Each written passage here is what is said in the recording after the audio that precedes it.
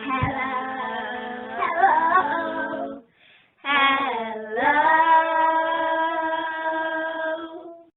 Right, here we go. Welcome to Confidence Conversations with Idara. And today with me, I have the impressive, amazing, lovely, and gracious Aisha Umar. Aisha, thank you so much for being here and welcome.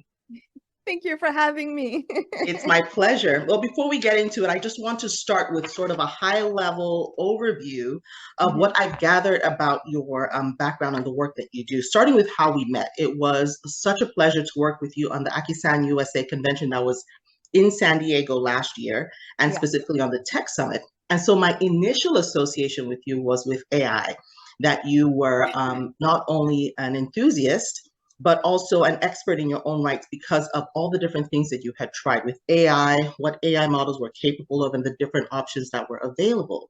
So that sort of tech background was how I came to meet you, and then came to learn also that you're a veteran of the United States Army, which I would not have known right off the bat. And I was so glad to hear that. And then on the next level, to find out that your work had been also with the Airborne Division. And so you did the advanced training and learned how to jump out of planes. That is not your average experience at all. And I was again impressed to learn that you took your passions and your interest in recognizing where we all have potential and put it into No Common Measure. You're also the founder of No Common Measure, which you've described as an events, lecture event series, as well as podcasting. And you also presented it in the Pentagon in the context of mental health. Now that's plenty and already impressive, like I said, but I also want to make sure I'm not leaving out any key aspects of your work. I didn't mention also your background, the educational background in petroleum engineering. So there's your tech, your podcasting, this sort of social interest, AI, and your connection to veterans and your passion for supporting veterans, among other things. I want to make sure I'm not leaving out the other things. Please tell us more, Aisha. Oh my goodness. Well, when you said it, I had to just pause and I'm like, who is this body of work? Because we spoke about this. You're going about your life, you're just putting in goals and you're trying to continuously just achieve and think about what is possible for me. And you're just moving through life trying to achieve things. So you did get it right. Yes. I did. I started my education in petroleum engineering. Then I moved to get my bachelor's in mathematics. Then I went to work for a financial institution. And then after that, I became a data scientist. And then I started this whole No Common Measure thing. The idea behind the No Common Measure is just simple. It's how can we as a society pull each other up? What are the requirements? And it all starts with our mindset. It all starts with us building our personal selves and then our professional selves. So it's strictly personal and professional development. Yes, I have, as you can tell from my background, I am educated in the STEM field, but I'm moving more towards, okay, humanity. What's required for us to be able to relate with one another? What's required for us to reach our fullest potential? And that's why I started No Common Measure.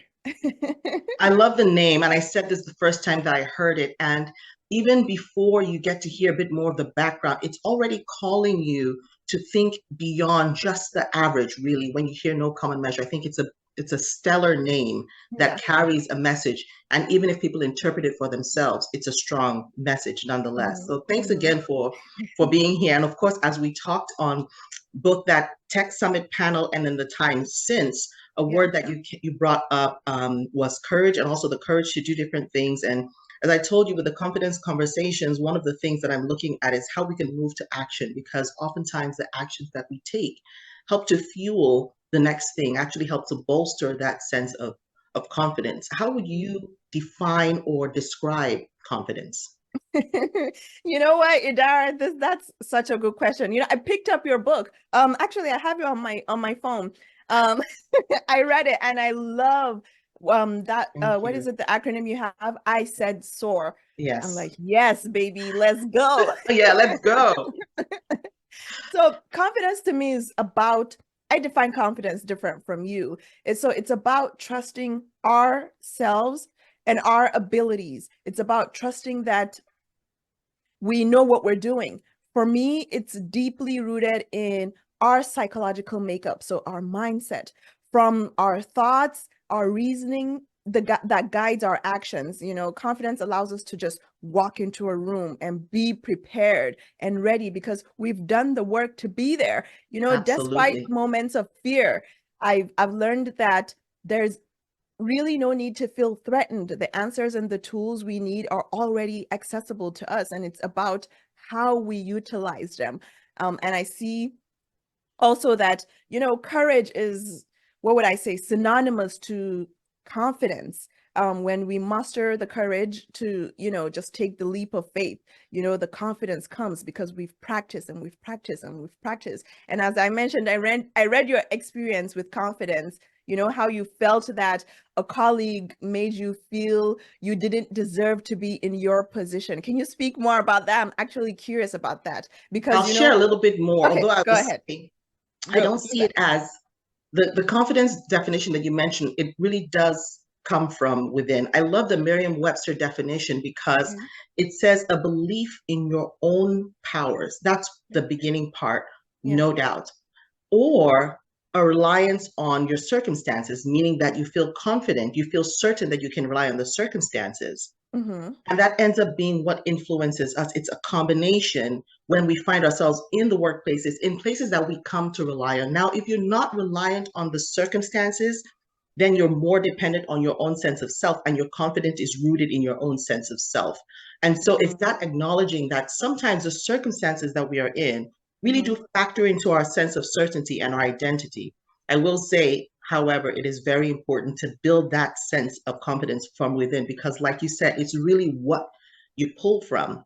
Mm-hmm. And the story that I told in the book was along the lines of it was not even a peer level, but I had Okay. come to learn that someone who was in a significant position of responsibility actually questioned how I got into the role, which I thought was fascinating because I would think my perception was that in meeting me, in having conversations with me, in getting Mm-hmm. to know the work that I did, it would be a no-brainer to someone how I ended up in the role.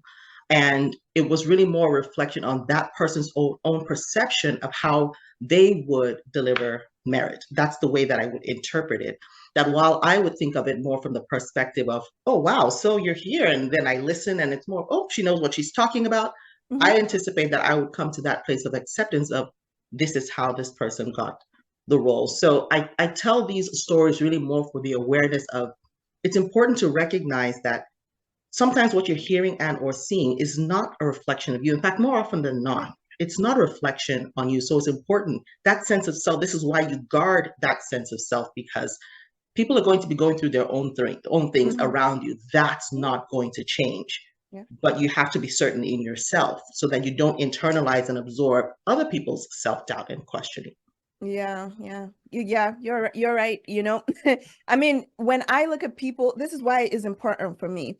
Like I like to observe people, and when I look at people, I look at the background, not just what we see. You know how they say you only see the tip of the iceberg? Iceberg, right? Yeah, there is this underlying uh, experience, then there's this luck, and then there's this knowledge that's built around who somebody is. So you Mm-hmm, can't just mm-hmm. look at somebody and just think they don't deserve to be where they are.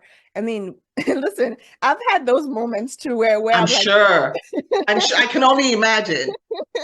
yeah, I've had those moments and I've just stopped doing it. I've stopped doing it. I've had to explain to people.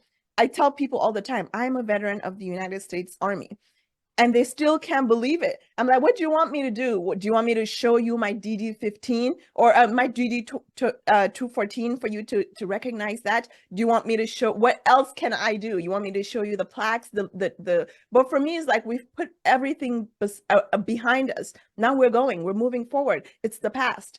So it's very important like that. I define confidence as, a belief in my ability and just trusting that as people we can achieve and we can do more. We're not defined by just one thing. And when people see us, we're the tip of the iceberg. There's like thoughts, there's constant thoughts that go into the achievements that we have. So Absolutely. that's it for me. And to your point about the iceberg, it's there's so much more to a person than you see. What I would challenge people to do, I feel this is my reaction. I Mhm. know this is my reaction. If someone surprises you, be pleasantly surprised, accept Yeah. it, and move on. I will never understand the mindset that challenges, that looks Yeah. for further proof. The person Yeah. has done it. Okay, add that to your cachet to say, wow, this is also how someone who does this looks, talks, thinks. I've been challenged in my own perception. Now Yeah. let me add to this. But in those ways of being challenged and questioned, that sense of confidence matters that much more, because Yeah. if for the people around you, you're not meeting their expectation, their stereotype in their mind of what it means to be fill in the blank, whatever that might be, veteran Mhm. of the United States, scientist, to you, it's a no-brainer because you are all these things. But share a time when being confident, when being that sure of yourself and your own powers and your own ability made a difference in your career. Yeah. Yeah. Listen. Oh man, listen, confidence has played a crucial role for me.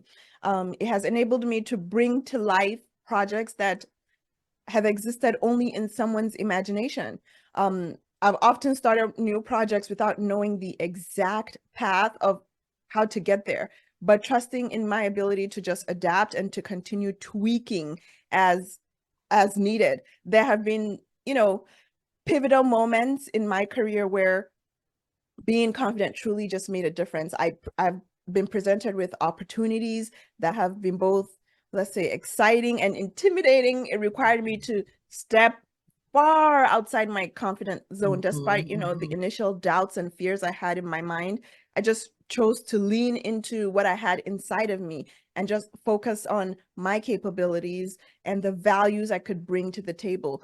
This mindset just shifted. The mindset shift allowed me to, let me see, just tackle the challenges with determination. And that led to a successful outcome that not only advanced my career, but expanded my belief in what I was capable of achieving. And, when we're talking about the moment in time early on in my career when I started, looking for work as in a STEM field, I wasn't getting anything. And then I decided to dive into just go into banking.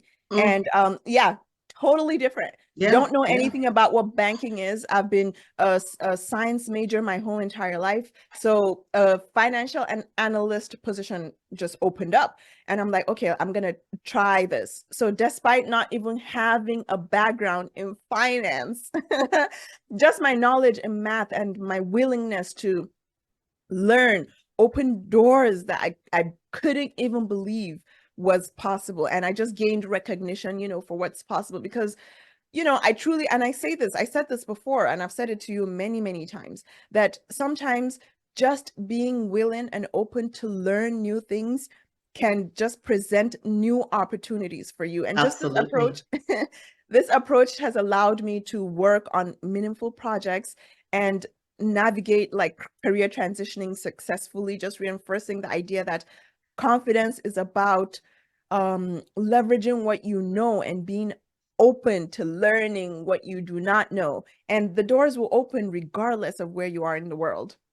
Absolutely. You Yeah. touched on a number of different things in there, but it's not just one time, but what you have found is that it's a pattern, really, Yeah. that when you're Mhm. confident, you are open to opportunities, but more importantly, that you're willing to take them. And the Mhm. other thing that I love that you pointed out was it's not in the absence of self-doubt, it's not in the absence of fear. I often say that it is a rational reaction on the part of your body, your brain, and all this to say, hey, we haven't done this before. Yeah. But it doesn't, it's that not being immobilized. Don't become paralyzed by the fear or the self-doubt because so many opportunities are on the other side of it. And you Mhm. also you touched on transitions already, which was one of the things I could hardly wait to talk to you about. But Yeah. as we sit here and talk, you've already drawn a line, a sort of a thread through these different in some aspects, seemingly different aspects of your career and where there was the need to move forward to something else. Even so, you have had transitions. While there was flow, you can almost look at the different phases in your career. Yeah. What actions have you found to be effective when going through these life or career transitions? Hmm. Yes. Just pausing.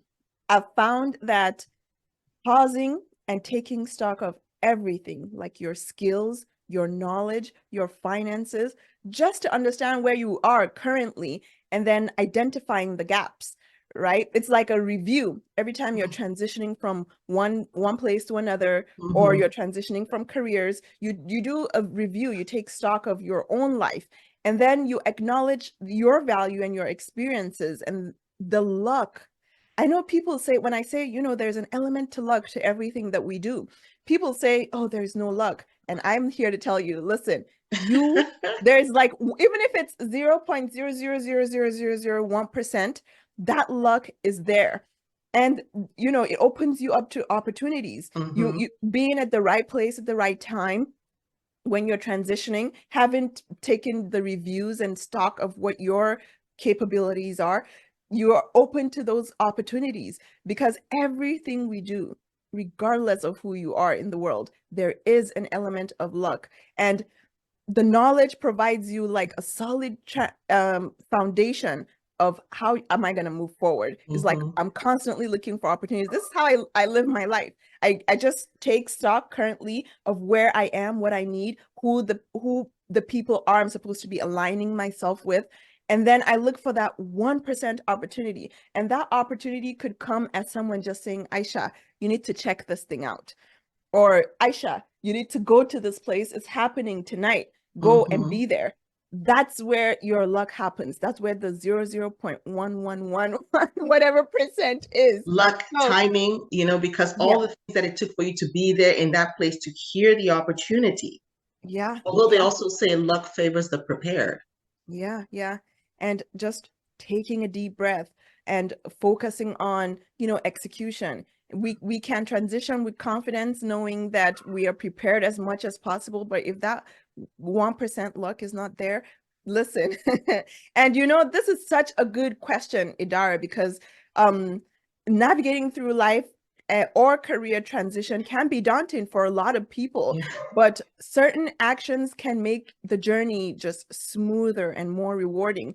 And one effective strategy I've actually found is setting clear goals, but don't be too constricted by the goals. Mm-hmm. Because if you're focused on, I'm going to buy this house, I'm going to buy this house, I'm going to buy this house, you might miss the a luck of another house coming on the market, like that's even better and even more. I mean, I've seen this for my life, so I know. And setting just achievable goals and the directions and having the motivations to get there is just equally as important to build a supportive network. So when I say network, I mean mentors, I mean peer groups, friends, people who can just offer you guidance and encouragement and just Mm-hmm. perspective, and embracing lifelong, learning, whether through formal education, workshops, self-study, just helps you to adapt to new roles and new industries. I've made a shift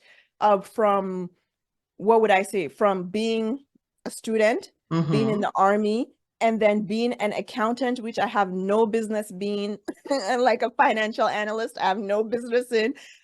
So I've jumped like from industries to industries to industries, from then to aerospace, and then I don't even know where I'm going. Right now, I'm just focused on building this human aspect of Mm-hmm. work. So there are, when you transition like that, you begin to learn things about yourself. You begin to learn that you need that moment of pause to take inventory of where everything is going in your life. And then you have to practice resilience as well, because you fall.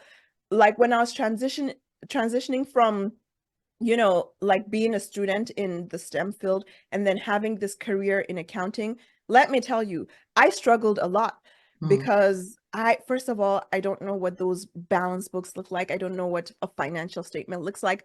And I still, after I left all that behind, I just put it behind my whatever, because I didn't want to know what they were. I had a career in STEM. I didn't want to focus on accounting, but for myself, I have to manage my own finances. So I have to pull those resources back up. And you learn that when you jump careers, there will be a gap. So you're going to have to learn resilience. You're going to have to learn how to overcome your setbacks and your challenges. And you're going to learn that those challenges will offer you opportunities to grow. So my one word is to pause when you're Pause. transitioning. Pause and take inventory of everything you have, your knowledge, the people that you know, and the people that can help you. People are very important. And then look for that 1% luck. That opportunity Awesome. that's going to Awesome. come And your way. thanks for recapping it Yeah. in that Yeah. way. All of those things come together. One thing that you said that stood out to me was the learn resilience. I would say Yeah. that we know that resilience is key. Sometimes that sort of tenacity, that willingness to dig a little bit deeper, go a little further, will help you weather some storms. Yeah. When you say learn resilience, how would you recommend that? How does one learn resilience? Yeah. So resilience is falling and picking yourself back up, right? If you don't have that background in what resilience is, and I'm actually learning that we're not really as resilient as we think we are. We just bury things. We're just good at burying things and Mm, getting up and doing it again and starting over. So when I say learn resilience, I mean when you fall, understand that you have to take inventory of how you fail. It's not that you're not going to fall again. You're going to have to learn. So there's this thing that I learned way back in the day. I'm dating myself I here, don't but know. I don't know if you get to put so many ways back in the day. Way back in the day. Maybe way back back in in the the day. day. Yeah. So I saw this, what do you call it? This picture. And the person drew a picture that, so a person was walking and then there is a hole in the Mhm. middle of the picture. And the person walked and fell down into the hole, right? And then he struggled. Somebody helped him up. So he really didn't have to learn how to get out of that hole. Mm. So somebody helped him and picked him up. While he was walking, there was another hole, like along the road. He fell inside the hole again because he didn't learn. He didn't learn what the hole looked like at first. And then he Mhm. didn't learn what was required for him to get back up. He gets to the second hole and then he falls back inside the hole. Then, surprisingly, there's somebody there to pick him back up. The person picked him up, got him out of the hole. Again, the third time, there's another hole on the road. He gets there. Somebody picks him out. So we're talking about 3 holes now. He Mhm. hasn't learned. Mhm. He hasn't learned what the first hole looks like. He hasn't learned what the second hole looks like. Now he's on the third. He falls in. Somebody picks him back up. The fourth hole, he gets to the hole and he falls, but now he's complacent. He's learned that When he falls somebody is into gonna the come along the road to pick you back up. So he Mhm. didn't even try. He didn't even try. So he died in the hole. So what are we talking about here? He waited. First, he didn't learn to avoid the hole. He didn't learn resilience. He didn't learn that life is pointing you in the right direction. And listen, Idara, as I'm talking to you, I am learning that for me, there are aspects of my own life that I haven't learned to be resilient in. And those lessons keep showing up. And when am I going to get it? I honestly don't know. Maybe when I Yeah. pause and I learn that this is a lesson that you have to learn. So that's what resilience is all about. Sometimes is not seeking for somebody to pick you back up. Sometimes is learning and looking for the holes and seeing the holes for yourself. And then learning, Don't stay in the hole and don't then stay in maybe the hole. avoid the hole the next time. Avoid the hole the next time. If you can't avoid it and you find yourself in the hole, look for a ladder. Don't Hmm. look for somebody. Look for ways where you can get yourself back up. I So kind that's of what resilience is. building. I chuckled earlier because I was like, that is a decidedly. That's how we used to tell stories way back in the day. Yeah, We did not need a feel-good ending. We did not need some sort of happy, sweet. It's like, oh, and then he died in the hole. yeah, he died in the hole. He died in the hole. But you know, it's similar to that story about I don't know if you've heard that story where there was a flood that was coming into town, and the city sent, you know, an evacuation team to go and No, rescue no, the I've not heard people. this one. But okay, it's in God. I'll find it and I'll send it to you. Someone's texting me. Oh, they're texting me to go for a networking event. Anyway, so As you were saying, as staying I was connected. saying, so the story is, and I think is in the Bible as well. Please do not crucify me for this. I'm not No, sure. if it's not, I will. If it's not, I will tell you. Okay, so the story is like there was a flood in the neighborhood. The city sends like an evacuation team to come and get people out of the city. But this man mentions that he doesn't want to go because if God really wants him to leave his house, God would tell him. So he was waiting for God to speak to him. So first the evacuation team comes, he didn't want to go. Then a boat comes and the guy did not want to get on the boat because he's waiting for God to intervene. And then a helicopter comes to help them to get out and he still didn't want to go. Eventually he got swallowed by the flood that was coming into his town. So he dies and he goes to God and God tells him, listen, I sent an evacuation team, I sent a boat, and I sent a helicopter. What more did you want me to do? Right, So that's right, what it is.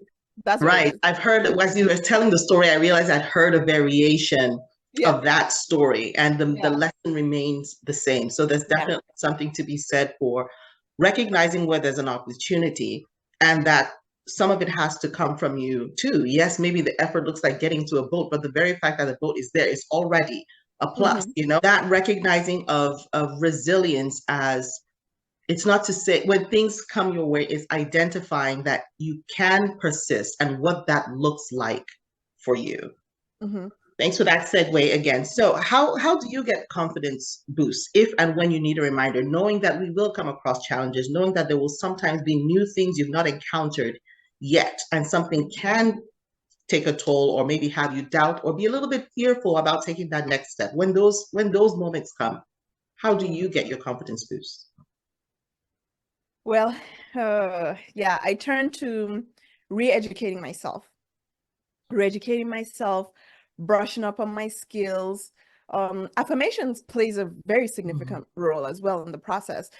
Just reminding ourselves of our capabilities and past achievements can be incredibly empowering. It's a practice, you know, of reinforcing your own beliefs that we've got this, we've got this. Just reminding ourselves of our track record of overcoming challenges and you know achieving our goals. Like we've had this track record of course.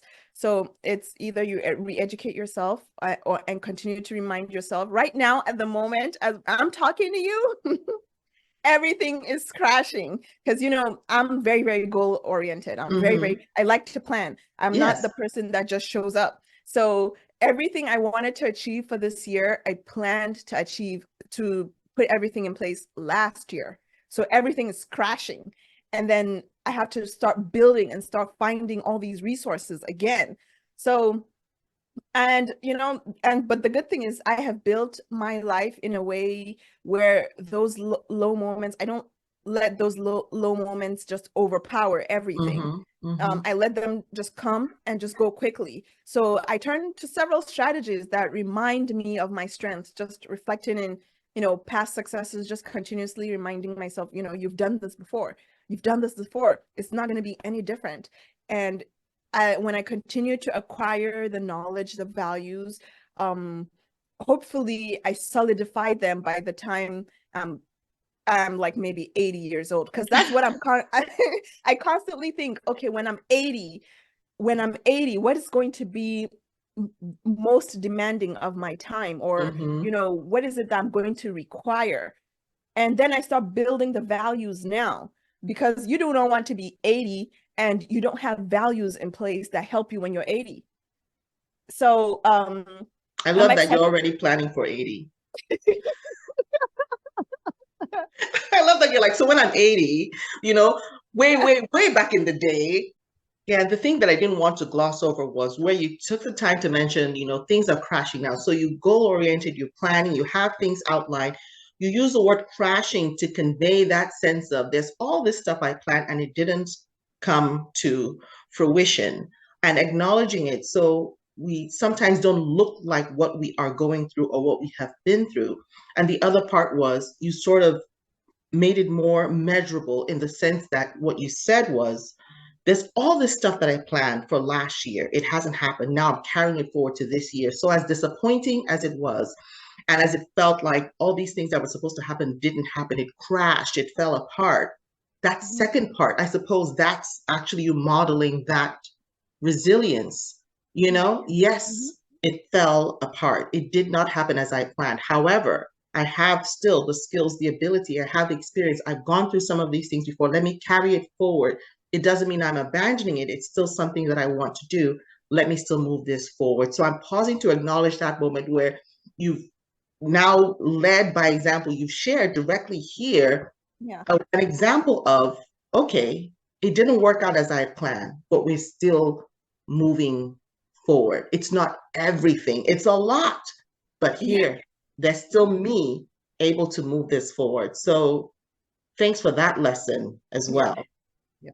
Yeah. And that recognizing the reminding, I have to agree with you that the looking back, not looking back in the context of backward facing, but really more so recognizing what you have Mhm. accomplished, what your skills and what your ability have enabled you to do as a reminder of what you can do moving forward. It's such a relatable confidence boost. So inadvertently, we've touched on what you're, in general, some of what you're planning for this year, which is carryover goals from last year. But what would you say is your next bold move? Ooh, yeah. What's next, Aisha Umar? Well, my next bold move will be first is gonna have to start with the mindset. That will be the mindset. The mindset for me to achieve what I have to do and what is required of me, because as we mentioned, you're going to fail.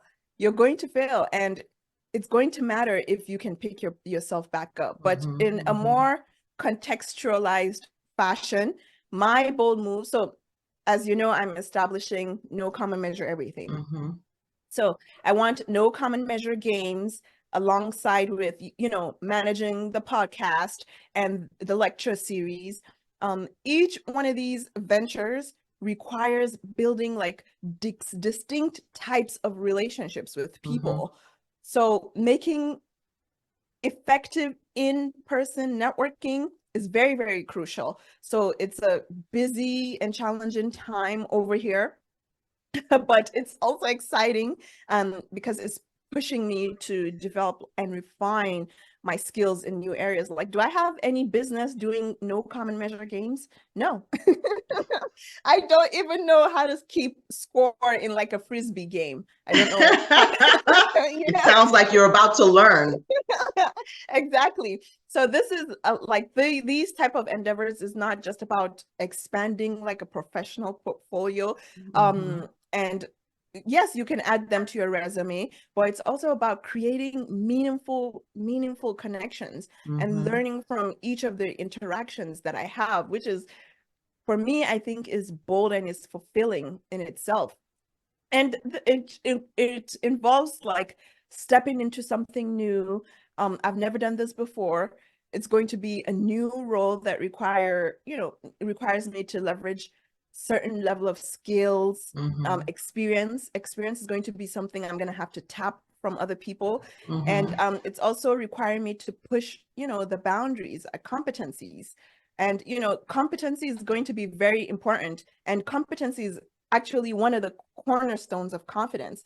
If you don't feel you're competent enough, you're not going to have the confidence to actually achieve your goals. So this move is just like a testament to the power of confidence for me. I mean, it's like a driving force, looking forward, like decision making, embracing the unknown, just optimism and resilience. All of it is, let me tell you, if I ever pause and I say, oh my goodness, what am I doing?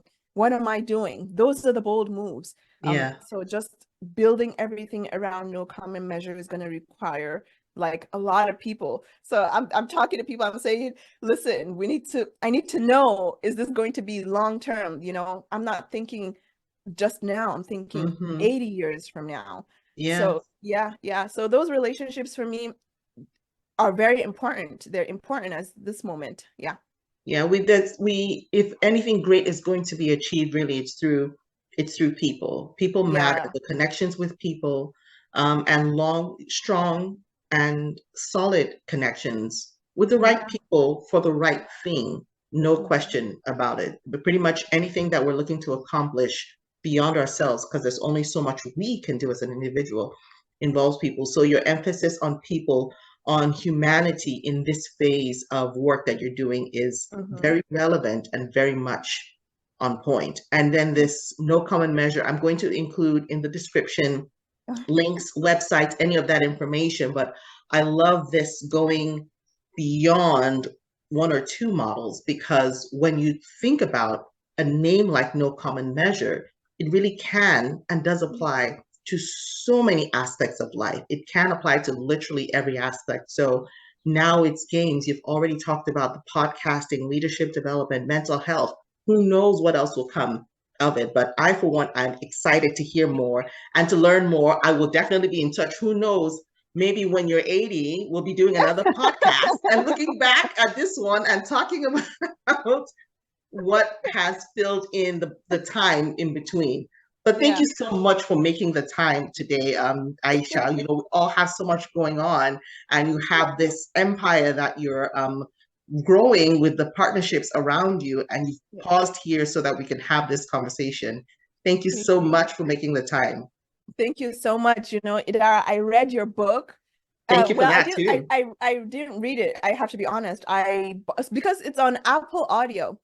So I And got Audible, yes. So yes. many people had told me that they listen to books, even though there are prompts, and I want people to be able to write. People listen to books when they're driving and when they're working out. I had to record it too. Yeah. I was like, is this Idara? Oh my goodness.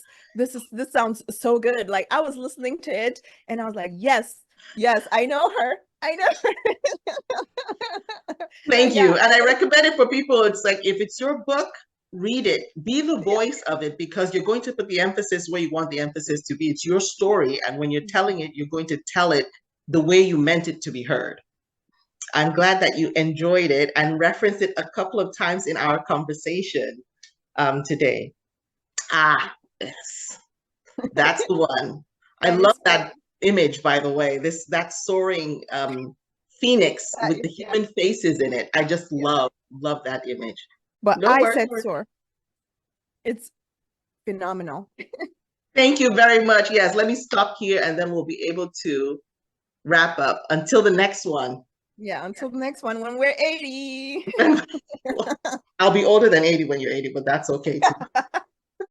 This is Idara. The book that we're referring to in the recording is my book, The Confidence Talk I Said Soar, which is available for purchase on Amazon and Barnes & Noble as hardcover and paperback, and also available as an audiobook via Audible. I hope you enjoyed this conversation with Aisha Umar as much as I did. See you in the next confidence conversation.